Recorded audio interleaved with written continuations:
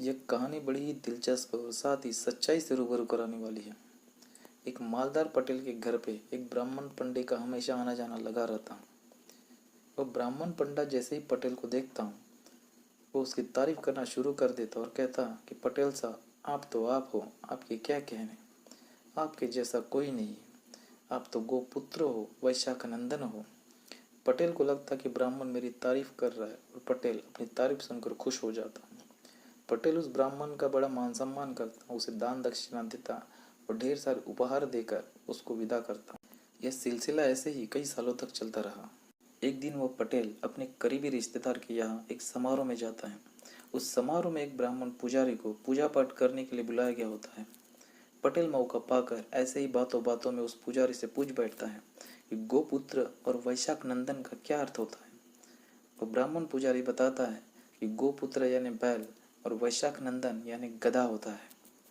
यह सुनते ही उस मालदार पटेल का चेहरा गुस्से से लाल हो जाता है।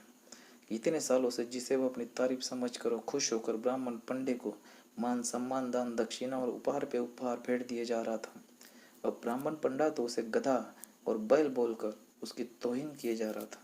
कुछ दिनों पश्चात वो ब्राह्मण पंडित फिर से पटेल के घर आता है और जैसे ही पटेल की तारीफ करना शुरू कर देता है, पटेल गुस्से में तिल मिलाकर कहता है कि पंडा, अपनी जबान बंद रख, वरना तेरी जबान हलक से खींचकर तुझे यही उल्टा टांग दूंगा।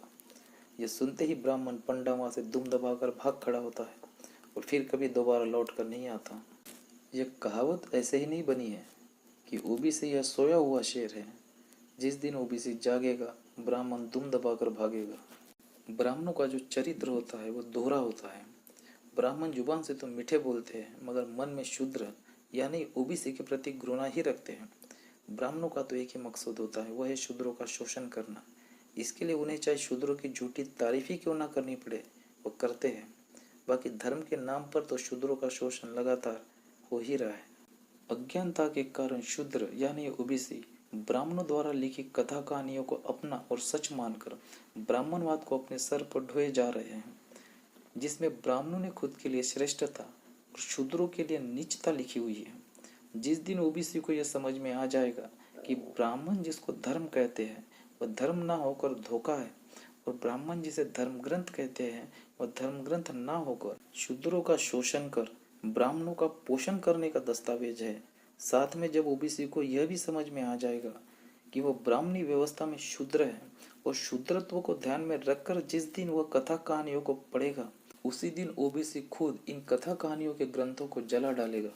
ब्राह्मणों की जय तो ओबीसी के अज्ञानता पर ही टिकी हुई है और ब्राह्मणों की पराजय ओबीसी के ज्ञानवान होने से ही संभव है। इसीलिए तो शूद्र यानी ओबीसी और अति शूद्रों के मुक्तिदाता ज्योतिराव फुले जी ने कहा था कि विद्या बिना मति गई, मति बिना नीति गई, नीति बिना गति गई, गति बिना वित्त गया और वित्त के बिना शूद्रों का पतन हुआ। इतना अनर्थ एक अविद्या की वजह से हुआ। शूद्रों का पतन अज्ञानता की वजह से हुआ और शूद्रों को अज्ञानी बनाए रखने का काम ब्राह्मणों ने किया। इसलिए आज से और अभी से ही ब्राह्मणों को दान, मान सम्मान और मतदान देना बंद कर दो तो ब्राह्मण ऐसे ही खत्म हो जाएंगे।